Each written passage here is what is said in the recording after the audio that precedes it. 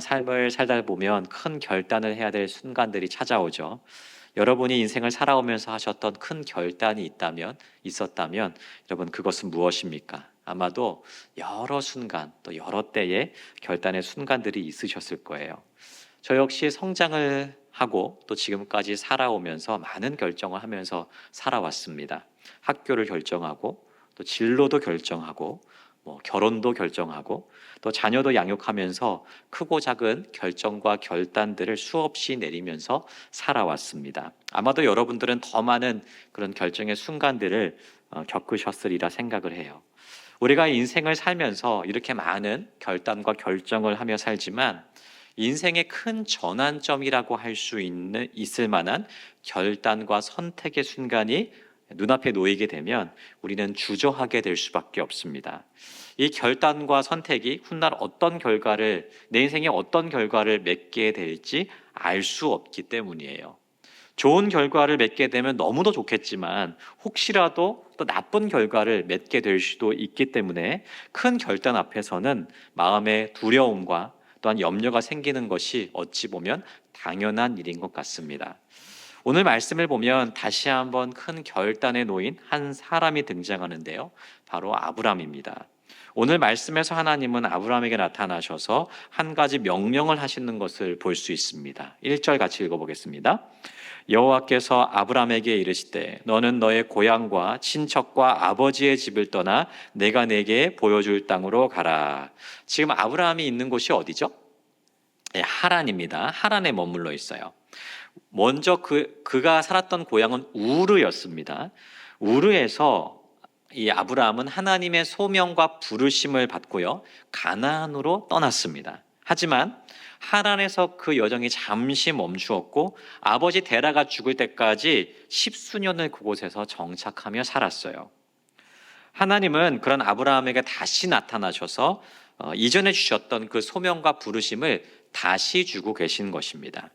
사회학자들에 의하면요, 보통 한 지역에 정착하기 위해서 몇 년이 필요하냐 하면 3년에서 5년 정도가 필요하다라고 그렇게 이야기를 해요. 그리고 10년 정도를 거주하게 되면 생활 기반이 안정이 되고 또한 그 지역 내의 인간관계도 어느 정도 확립이 되기 때문에 살고 싶던 곳에서 계속 살고 싶다라고 느끼게 된다고 합니다.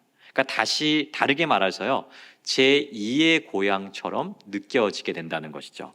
그런데 아브라함은요, 하란에 10년보다 훨씬 더 긴 시간 동안 머물고 있었다는 것이죠. 그런 그에게 하나님은 고향을 떠나서 하나님이 가라고 하시는 땅으로 가라고 명령하세요. 어떻게 보면 참 간단한 명령 같지만요, 이대로 행하기에는요, 여러 가지 어려움들이 있었습니다. 아마도 이 중에도 이제 고향을 떠나서 이곳으로 오신 분들이 많을 것이라고 생각합니다. 여러분, 고향을 떠올리면 어떤 생각이 드시죠? 고향하면 어떤 느낌이 드십니까? 너무 떠난 지 오래돼서 이제 기억에 그런 건 아니겠죠. 편안하고 익숙하고 안정적인 곳이에요. 그래서 떠나면 항상 그립고 가고 싶은 곳, 그곳이 바로 고향입니다. 고향이 아니라고 할지라도 이미 말씀드린 대로 한 지역에 10년 이상 지내고 나면요, 더 이상 다른 곳으로 이동하고 싶지를 않아요. 오랫동안 살았던 곳에 계속해서 정착해서 살고 싶은 것이 안정을 추구하는 인간의 본능이라고 하는 것이죠. 또 다른 문제가 있습니다. 여러분, 지금 아브라함의 나이가 몇 살이에요? 75세입니다. 4절을 보시면 그렇게 돼 있죠. 그러니까 이미 나이가 많은 상태였어요. 여러분, 지금 같으면 75세 뭘 할 나이죠? 네, 한창 때죠. 한창 때인데요. 그래도 이제 75세 정도 되면요, 이제 은퇴하고, 그죠? 이제 좀 쉴 나이, 이제 손주도 보고 하시면서 쉴 나이가 되지 않았습니까? 그런데 하나님은 하란에서 오래 정착하며 살았던, 그리고 이미 노인이 된 아브라함에게 나타나셔서 이제 이곳을 떠나서 다른 곳에 정착하여 살라라고 말씀하고 계시는 것이에요. 사랑하는 여러분, 익숙하고 편안한 곳을 떠나면요, 우리 마음이 어떻죠? 두렵고 막막합니다. 지금 아브라함은요, 하나님께서 가라고 하신 그곳이요, 정확히 어떤 곳인지도 몰라요. 가본 적도 없고 들어본 적도 없습니다. 이제 지난 여름 휴가 때요. 이제 저희 가족이요. 처음으로 해외여행을 갔다 왔거든요. 처음으로. 일본을 다녀왔는데요. 우리가 그곳을 뭐 가본 적도 없지만 여행을 준비하는 데 있어서 한 번도 가본 적이 없지만 여행을 준비하는 데 있어서 조금의 염려도 두려움도 없었어요. 왜일까요?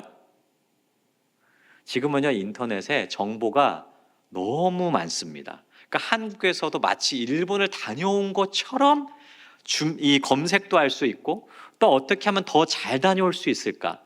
어떻게 하면 더 저렴하게 다녀올 수 있을까? 준비를 충분히 할 수 있습니다. 여행 준비를 저희 아내가 이제 좀 많이 했거든요. 얼마나 열심히 알아봤는지 떠나기도 전에 이미 일본 다녀온 것 같다 그러더라고요. 이제 안 가도 된다고. 예. 그러니까 그 정도로 지금은요, 내가 갈 곳이 어떤 곳인지 충분히 알아볼 수 있어요. 이사를 갈 때도 마찬가지 아닙니까? 내가 이사 갈 곳이 어떤 곳인지, 집값은 뭐 우리 가는 동네가 어느 정도 되는지, 애들 학교는 어떻게 보내야 되는지, 동네 분위기는 어떤지 충분히 알아보고 이사 갈 수 있어요. 근데 아브라함이 살았던 당시는요, 지금과는 전혀 달랐습니다. 그곳이 어디인지, 어떤 곳인지, 누가 사는 곳인지, 좋은 곳인지 나쁜 곳인지 알 수가 없습니다. 가봐야 알 수가 있어요. 또한 지금은 교통이 발달해서요, 반나절이면 서울에서 부산을 갈 수 있죠. 하루면 지구 반대편도 갈 수 있습니다. 고향에 가고 싶으면요, 뭐 지금 당장 기차나 버스표 끊어서 그냥 가면 됩니다. 지금은. 하지만 아브라함이 살았던 시대는 어땠죠? 교통이 하나도 발전하지 않은 시대. 걸어가야 됐죠. 조금 부자들은 어때요? 말이나 낙타를 타고 다녔어야 됐습니다. 하란에서 가나안 땅까지는요, 한 800km 정도 그렇게 되거든요. 굉장히 먼 거리입니다. 그러니까 아무리 말이나 낙타를 탄다 하더라도 매우 멀고 힘든 여정을 겪어야 돼요. 그러니까 한 번 떠나면 다시 돌아오기가 매우 어려운 시대였던 거죠. 그뿐 아닙니다. 지금은 이사를 가려면 누가 도와줘요? 이삿짐 센터가 있습니다. 다 있어서 내 짐을 알아서 다 옮겨줍니다. 돈만 주면. 당시에는 내가 직접 내 재산을 다 옮겼어야 돼요. 그리고 치안이 좋지 않았기 때문에 언제 어떻게 도적과 강도의 위협을 받을지 알 수가 없었어요.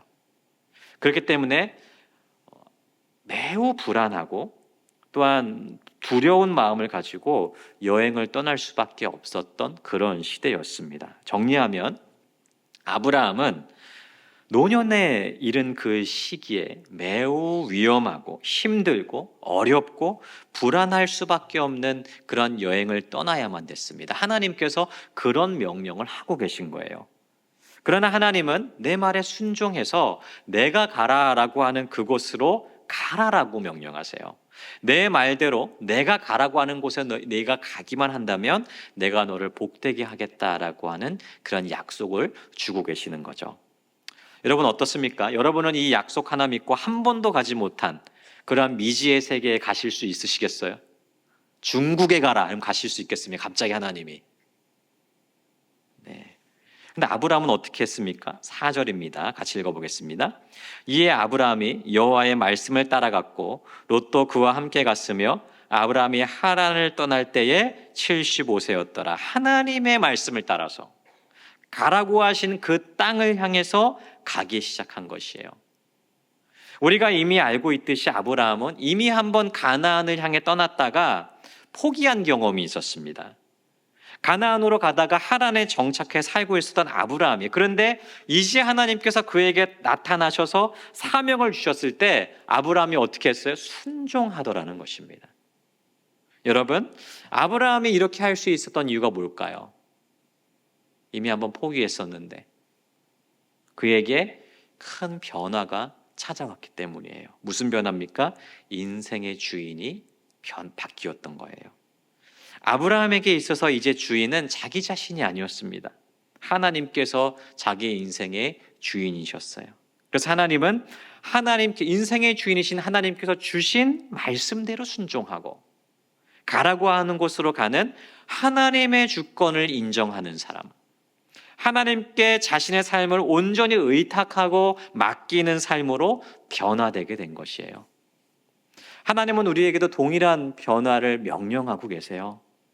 우리의 삶을 온전히 하나님께 맡기고 의탁할 줄 아는 사람으로 변화되기를 원하신다는 거죠. 하나님의 말씀과 명령에 즉각적으로 순종하는 사람이 되기를 원하신다는 겁니다. 근데 여러분, 우리가 그러한 순종의 사람이 되기까지 해결해야 될 여러 가지 문제들과 장애물들이 있다는 거죠. 두 가지 정도로 제가 한번 생각을 해봤는데요. 첫 번째로는 우리가 안정을 원한다는 것입니다. 안정. 우리는 아브라함이 하란에 정착해서 살았던 것처럼 우리도 뭘 원해요? 안정을 원합니다. 하란을 떠나고 싶지 않는 것이 우리 마음의 본능이라는 거죠. 계속해서 하란에 정착해서 살고 싶어요. 하지만 때로 하나님의 명령은 어떻습니까? 우리가 가지고 있는 그 안정에 대한 본능을 깨뜨려 버리신다는 거죠. 아브라함에게 알지도 가보지도 못했던 그런 가나안 땅으로 가라고 명령하신 것처럼 때로는 우리에게도 미지의 세계로 선택하기 힘든, 우리의 안정을 깨뜨려 버리시는 그러한 힘든 명령을 주시기도 하시더라는 것이죠. 이런 하나님의 명령에 순종하고자 하지만 또한 우리의 마음 한켠에는 뭐가 있어요? 어떤 마음이 있어요? 현실에 안주하고자 하는 그 본능적인 마음이 또한 우리의 마음 한켠에 남아 있습니다. 치열한 싸움이 우리 안에서 벌어지게 되는 거예요. 그러나 여러분, 여기서 우리가 기억해야 될 것은 무엇이냐 하면 안주하는 삶에는 역사가 없다는 사실이에요. 만약에 아브라함이 하나님의 명령을 거부하고 안정을 쫓아서 그대로 이 하란 땅에 머물러 살았다고 생각해 보십시오. 어때요? 그의 삶에는 아무런 하나님의 역사도 일어나지 않았을 겁니다. 그냥 평범하게 살다가 늙어 죽었을 거예요. 하지만 하나님의 명령에 순종해서 가나안 땅을 향했기 때문에 하나님의 일하심을 경험할 수 있었다는 거죠. 마찬가지입니다. 우리가 그냥 그 자리에 머물러 있다면, 현실에 안주하고 있다면 하나님의 역사를 경험할 수 없어요. 하지만 하나님께서 가라고 하신 곳으로 가고 하나님께서 하라고 하신 일을 우리가 순종하며 하게 된다면 우리를 통해 이루시는 하나님의 역사를 보게 될 줄 믿습니다. 두 번째 문제는 무엇이냐 하면 우리가 인생의 길을 나 스스로 결정하기를 좋아한다는 것이에요. 물론 자기 인생의 길을 미리 계획하고 준비하는 것이 나쁘다는 거 아닙니다. 때로는 너무 대책 없이 사는 분들도 있는 것 같아서 걱정돼요. 하지만 만약 내가 계획했던 그대로 되지 않으면 어떠시겠습니까? 만약에 내가 계획했는데 그대로 되지 않는다면요.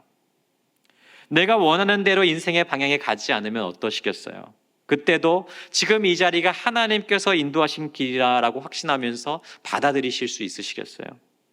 여러분, 때로 우리 어떻습니까? 계획되지 않는 것 때문에, 계획대로 되지 않는 것 때문에 좌절해요.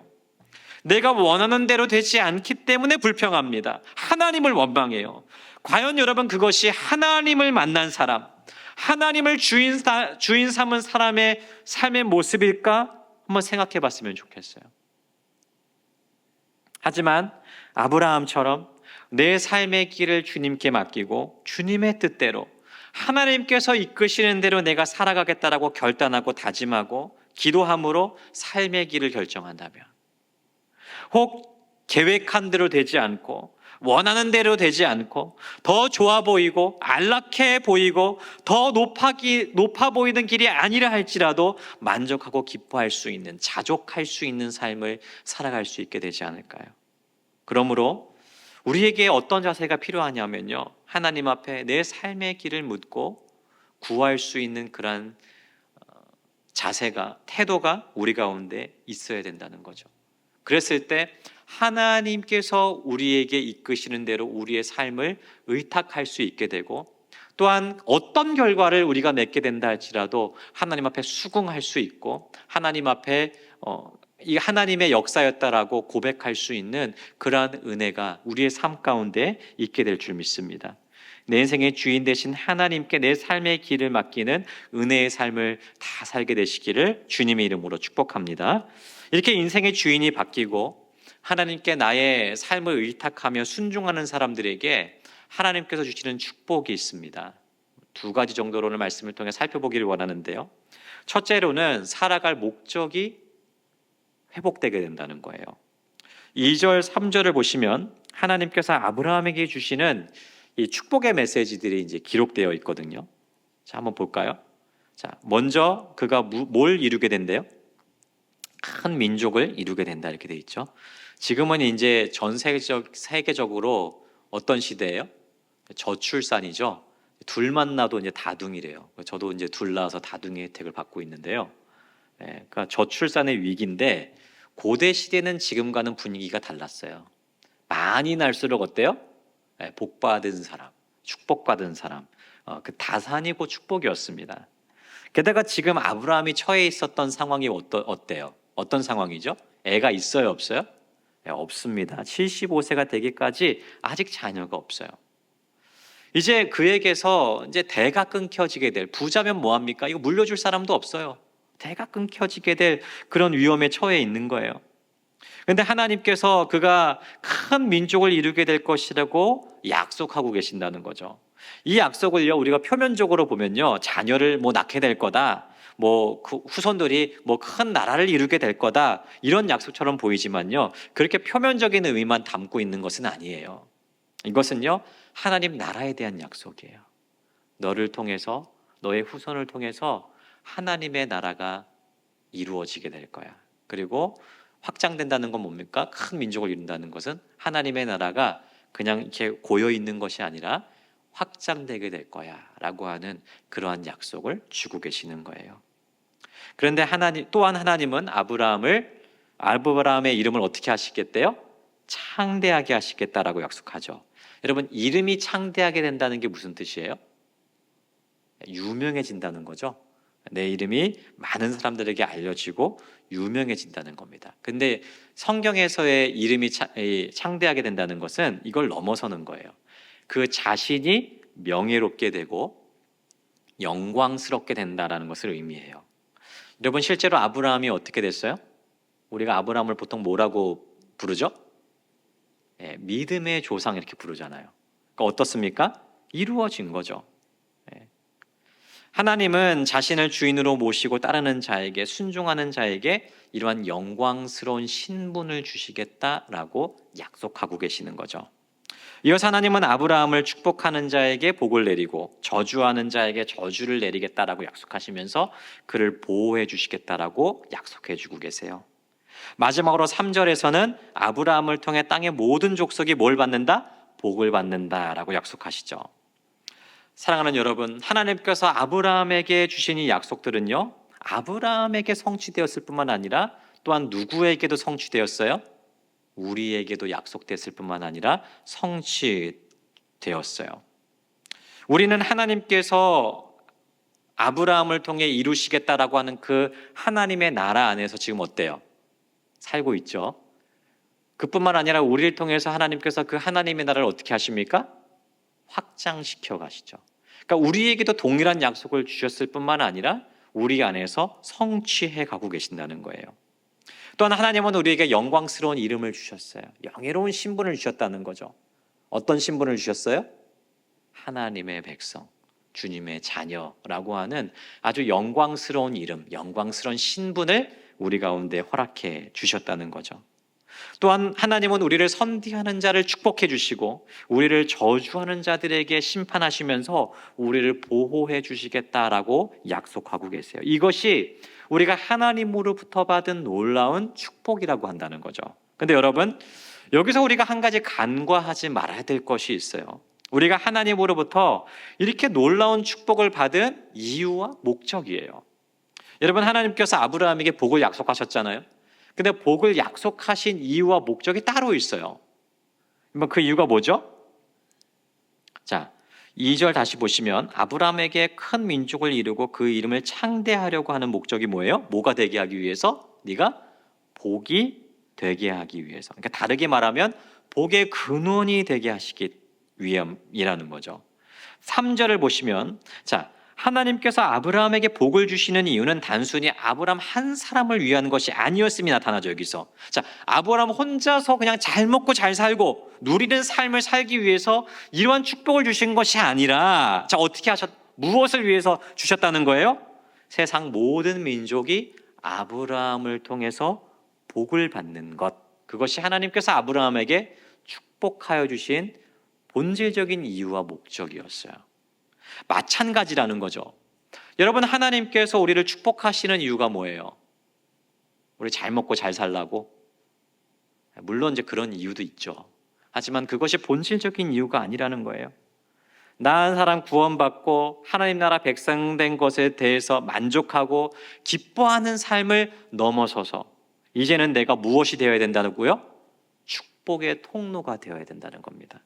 이웃을 위해, 열방을 위해, 세상을 위해 섬기는 삶을 살아가도록, 열방의 복이 되는 그러한 삶을 살아가도록 우리를 부르셨다는 거죠. 그러니까 우리 인생의 방향성은 더 이상 나 한 사람을 위한 것이 아니게 되었다는 겁니다. 나 한 사람만을 위한 인생이 아니라 이웃을 위해, 세상을 위해, 열방을 위해, 죽어가는 한 영혼을 위해서, 근본적으로는 하나님의 영광을 위해서 살아가는 인생으로 완전히 바뀌어 버리게 되었다는 것이죠. 사랑하는 여러분, 하나님께서 우리를 축복의 통로로 부르신 줄 믿습니다. 우리가 이렇게 축복의 통로로 살아가게 된다면 하나님은 우리를 통해서 많은 역사를 이루어 주시게 될 줄 믿습니다. 우리가 받을 두 번째 축복은 무엇이냐 하면 우리의 삶이요, 하나님을 예비하는 삶으로 바뀌게 된다는 거예요.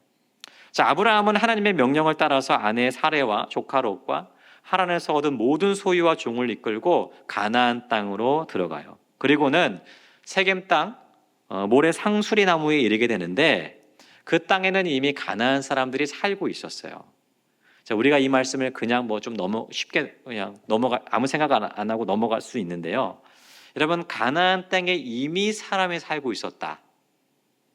이거는요, 좀 아브라함에게 있어서는 좀 실망스러운 일이 될 수 있어요. 왜죠? 자, 하나님이 땅을 주시겠다라고 약속하셨어요. 자, 그래서 왔는데 이미 거기에 사람이 살고 있어요. 그럼 어떻게 해야 되죠, 이제? 아브라함이? 자, 왔는데, 힘들게 왔어. 사람이 있어. 어떻게 해야 됩니까, 이제? 설명해야 되나요? 하나님이 저한테 이제 이 땅으로 오라고 하셔서 제가 왔는데요. 좀 나가주셔야 되겠습니다. 예. 이렇게 해야 되나요?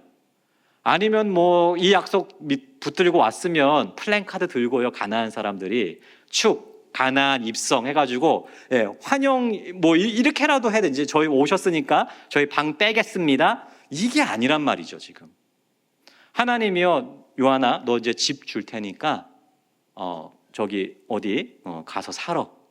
갔는데 거기 이미 사람이 살고 있다고 하면 제가 어떻겠어요? 마음이 실망하겠죠. 그러니까 아브라함이 처한 상황이 이러했다는 거예요. 그런데 여러분, 그때 하나님께서 하신 말씀이 뭐예요? 7절입니다. 여호와께서 아브라함에게 나타나 이르시되 내가 이 땅을 내 자손에게 주리라 하신지라. 그러니까 실망했을 수도 있는 아브라함에게 다시 하나님이 나타나셔서 그에게 새롭게 약속하고 계신 거예요. 이 땅이 지금은 남의 땅 같지? 그렇지 않다는 거예요. 반드시 이 땅을 내 자손에게 주겠다 약속하세요. 조금 더 아쉬워요. 조금 아쉬울 수 있어요. 왜냐하면 너한테 주겠다가 아니라 뭐죠? 내 자손에게 주겠다. 그러니까 언제 이루어질지는 모르지만 반드시 그 약속을 이루겠다라고 약속하고 계시는 거죠. 이 약속을 받은 아브라함은요, 지금 내가 이 땅을 얻지는 못하겠지만 언젠가 하나님께서 내 자손들을 통해 이 약속을 이루어 주실 것을 확신해요. 그리고 그곳에서 하나님을 위한 제단을 쌓습니다. 여러분, 제단을 쌓았다는 것이 무슨 뜻이죠? 제단. 하나님을 예배했다는 거예요. 특별히 아브라함이 제단을 쌓았던 상수리 나무는요, 가나안 사람들이 우상을 섬길 때 사용하던 장소였거든요. 그런데 아브라함이 우상을 섬기던 그 자리에서 하나님이 주신 그 약속을 확신하면서 하나님을 예배하더라는 것입니다. 그뿐 아닙니다. 8절을 보시면 아브라함이 곧 베델 동쪽 산으로 옮겨서 장막을 쳤죠. 그곳에서 또 아브라함이 한 일이 뭐예요? 여호와께 제단을 쌓고 여호와의 이름을 불렀어요. 이 역시 하나님을 예배했다는 거죠. 결국 무엇입니까? 아브라함은 실망스러울 수 있었던 상황과 환경임에도 불구하고 어디를 가든지 하나님을 예배하는 삶을 살았다는 거죠. 마찬가지입니다. 사랑하는 여러분, 하나님은 우리 역시도 하나님을 예배하는 자로 부르신 줄 믿습니다. 우리가 하나님을 따라 살아가기로 결단하고 믿는 그 순간부터 하나님은 우리에게 이 축복을 선물로 주신 거예요. 여러분, 하나님을 예배하는 삶이 왜 축복된 삶이에요? 왜 이것이 축복입니까? 우리 인생의 진정한 목적이 회복되었기 때문이에요. 하나님께서 우리를 지으신 목적이 뭐죠? 하나님께서 우리를 구원하신 목적이 뭐예요? 하나님께 영광이 되는 삶. 우리의 삶을 통해서 하나님께서 영광 받으시는 그러한 삶의 예배, 인생의 예배를 주님 앞에 올려드리는 것, 그것이 하나님께서 우리를 부르시고 이 땅 가운데 하나님의 자녀로 살아가게 하시는 분명한 이유이자 목적 아니에요. 그러한 목적과 이유를 잃고 방황하며 헤매며 살아가고 있었던 우리에게 하나님께서 나타나셔서 우리의 삶을 회복시켜 주시고 우리가 하나님 앞에 순종하게 되었을 때에 우리의 삶을 예배로 받으시는 그 축복된 삶으로 우리의 인생을 초청하신다는 것입니다. 그렇기 때문에 우리가 하나님의 축복을 받은 사람이다라고 이야기하고 수 있는 것이죠. 아브라함은 실망스러울 수 있는 상황 속에서도 가나안 사람들이 우상을 섬기던 그곳에서 하나님을 예배했어요. 어디를 가든지 하나님께 제단을 쌓고 하나님의 이름을 부르면서 예배했어요. 여러분, 우리의 인생 속에서도 실망스러운 때들이 있죠. 실망스러운 때가 있어요. 하나님의 뜻대로 순종했는데 실망스럽고 하나님께서 하라고 하는 대로 했는데도 어려운 일들이 나타나는 그런 실망스러운 순간들이 우리 가운데 있을 수 있어요. 하지만 여러분, 그럴 때일지라도, 그러한 순간이라 할지라도 우리가 어디에 있든지 무엇을 하든지 어떤 때이든지 어떤 상황이든지 간에 하나님께서는 우리를 예배하는 자로 부르신 줄 믿습니다. 우리가 전 인생을 통해서 그렇게 하나님을 예배하게 될 때에 하나님은 우리의 삶의 예배를 받으시고 그 누구보다 기뻐하시고 즐거워하시는 줄 믿습니다. 이 믿음 가지고 어떤 환경이든 상황이든 어디에 있든지 무엇을 하든지 삶으로 하나님을 예배하는 복된 삶을 살아가게 되시기를 주님의 이름으로 축복합니다. 말씀 정리하겠습니다. 사랑하는 여러분, 하나님께서 아브라함에게 나타나셔서 그에게 사명과 비전을 주셨던 것처럼 우리에게도 동일한 사명과 비전을 주신 줄 믿습니다. 아브라함에게 여러 가지 어려움들이 분명히 있었겠지만 그럼에도 불구하고 하나님의 말씀에 순종하여 가나안 땅으로 갔던 것처럼 우리도 하나님이 주신 그 사명에 순종하기를 소망합니다. 왜냐하면 우리의 인생은 나의 것이 아니라 하나님의 것이기 때문이에요. 우리의 주인 되신 하나님의 뜻을 따라 그분의 나라를 온전히 이루어 가는데 우리의 삶이 사용되어지기를 주님의 이름으로 간절히 소망합니다.